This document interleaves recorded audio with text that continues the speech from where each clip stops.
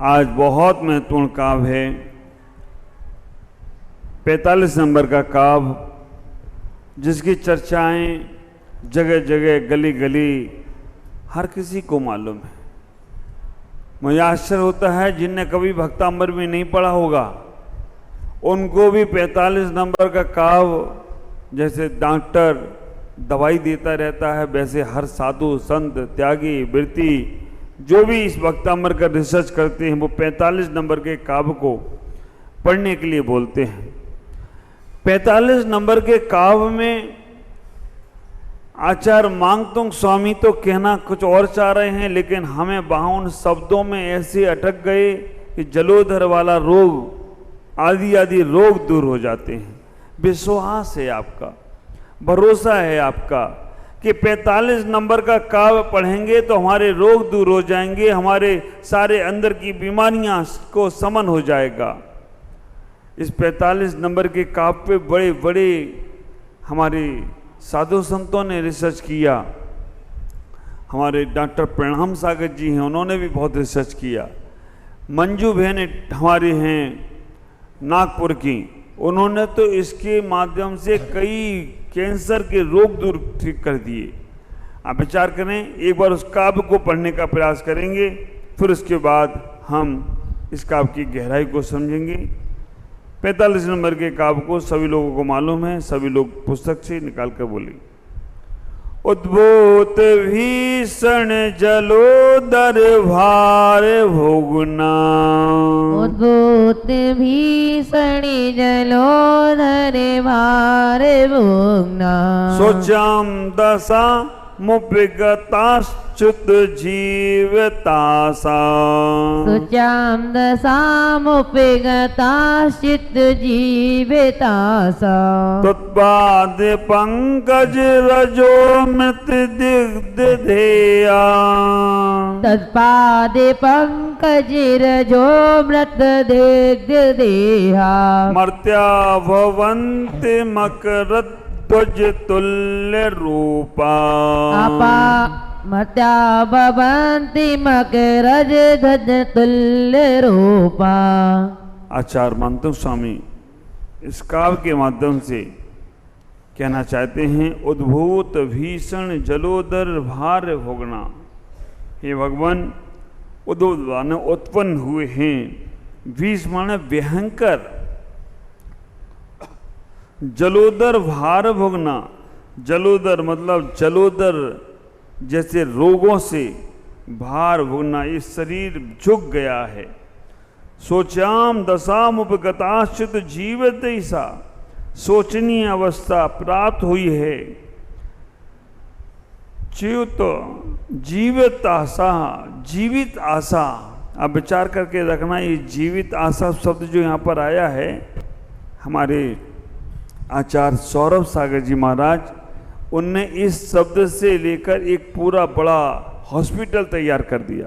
तो उन्होंने इस शब्द को लेकर 45 काव्य का प्रभाव बना रहे, वहाँ जो भी आए वो जीवन आशा को लेकर जीवंत होकर जाने का प्रयास करे। तो जीवित आशा यहाँ कहने का प्रयास कर रहे हैं, हे भगवान, जीवित रहने की आशा केवल आप तुद पाद पंकज रजो मृत दिग्ध देहा, आपके चरणों की रज को पाकर जीवन जीने की आशा मिलती है।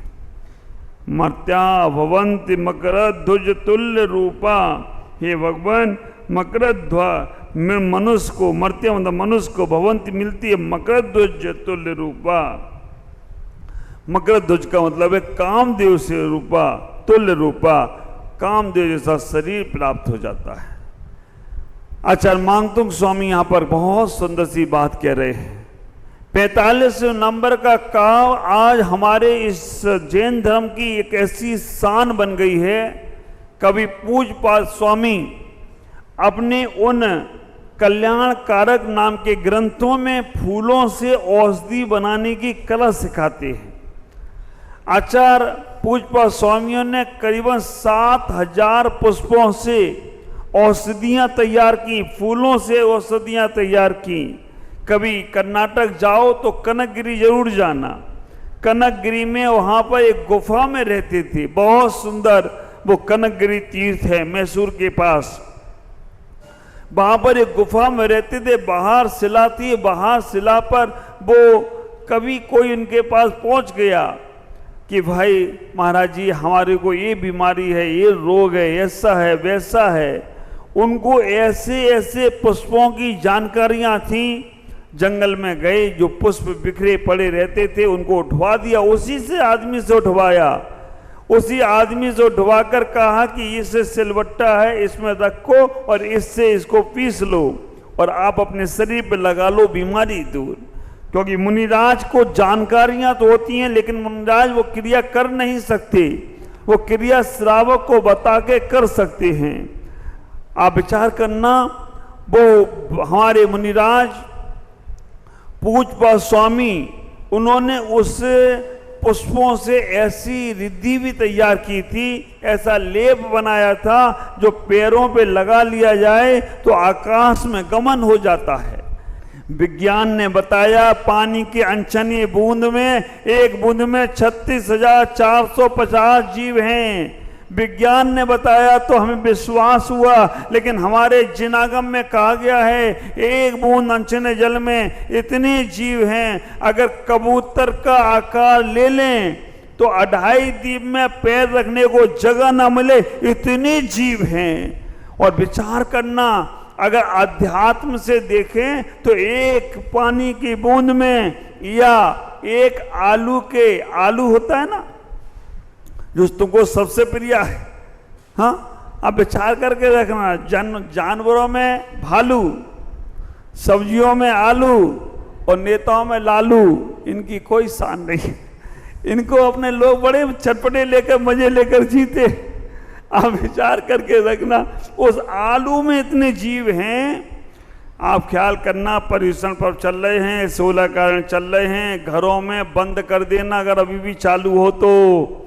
एक आलू में अगर एक सुई डाली जाए, सुई, उस सुई में जितने जीव मरते हैं ना, उतने अभी सिद्ध नहीं बने। जितने हम करते हैं अनंत अनंत सिद्धों को नमस्कार, उतने अभी सिद्ध नहीं बने जितने एक आलू में जीव मर रहे हैं, उससे 3 गुना जीव ज्यादा मर रहे हैं। जितने सिद्ध बने हैं ना, उससे 3 गुना ज्यादा जीवों की हिंसा हो जाती है एक सुई में अगर आलू में डाल दी जाए।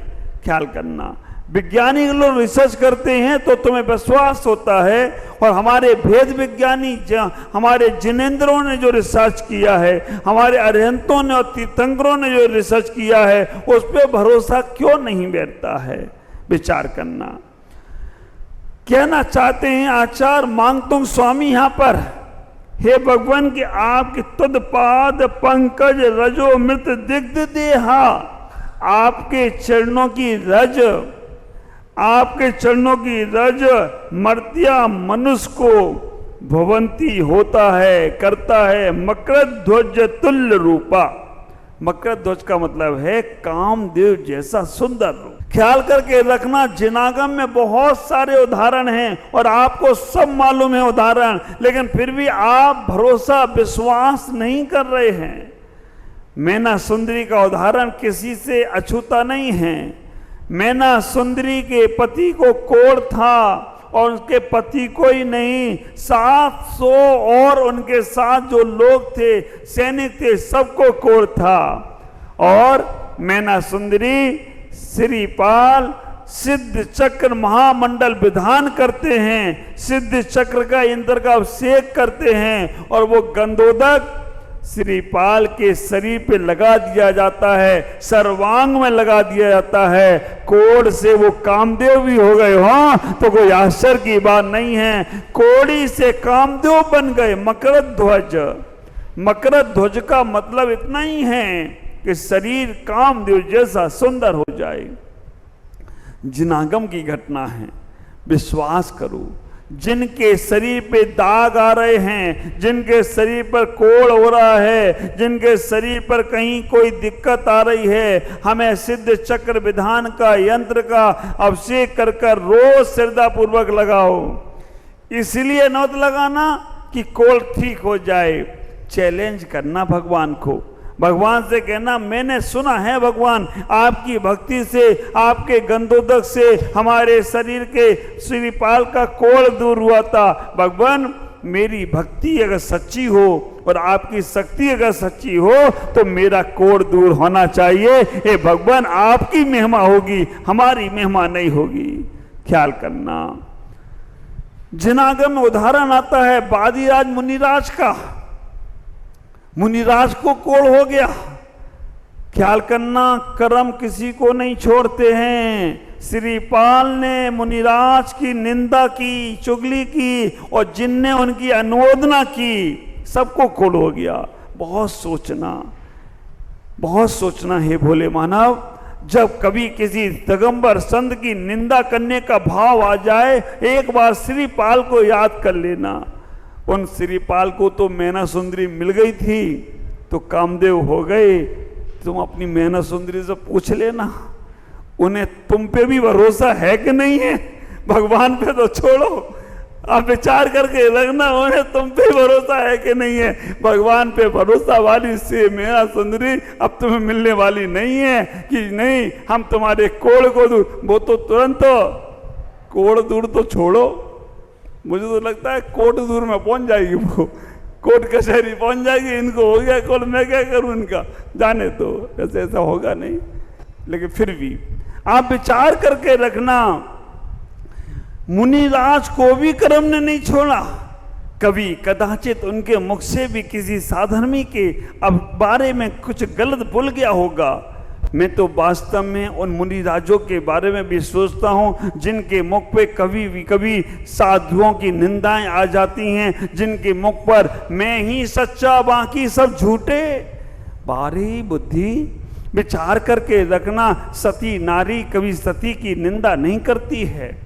सती नारी की वैश्या ही निंदा कर सकती है। चोर चोर को गलत नहीं ठहराता है, हाँ चोर साहूकार को गलत ठहराने का प्रयास करता है। कई बार मुनिराजों के मुख से जब कभी साधुओं की निंदाएं, साधुओं की आलोचनाएं होती हैं तो मुझे लगता है कि वे कभी बादीराज की पर्याय को प्राप्त ना हो जाएं।